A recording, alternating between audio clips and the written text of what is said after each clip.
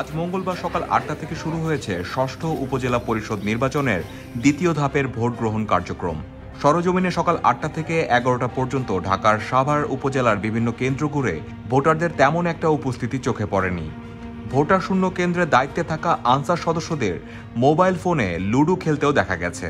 কোনো কোনো কেন্দ্রে ভোট শুরুর ২ ঘন্টা পেরোলেও একটিও ভোট পড়েনি। এছাড়া সকালে উপজেলার সাভার সরকারি কলেজ, নিউ কেমব্রিজ, কোন্ডা সরকারি প্রাথমিক বিদ্যালয়, পানপাড়া সরকারি প্রাথমিক বিদ্যালয়, ভবানীপুর সরকারি প্রাথমিক বিদ্যালয় সহ বিভিন্ন কেন্দ্র ঘুরে দেখা যায় এসব কেন্দ্রের অধিকাংশই ভোটার শূন্য। এখন পর্যন্ত জিরো। আমাদের ভোটার এখন পর্যন্ত শূন্য। স্থানীয়রা বলছেন, মূলত উপজেলা পরিষদ নির্বাচনের মূল আকর্ষণ চেয়ারম্যান পদে এবারও বিনা প্রতিদ্বন্দ্বিতায় মঞ্জুরুল আলম রাজীব নির্বাচিত হওয়ায় স্থানীয় ভোটারদের মধ্যে এই নির্বাচন নিয়ে খুব বেশি আগ্রহ নেই। এজন্যই ভোট কেন্দ্রে ভোটারের উপস্থিতি নেই। দুপুর ১২টা পর্যন্ত সাভারে কোনো ধরনের অপ্রীতিকর ঘটনার সংবাদ পাওয়া যায়নি।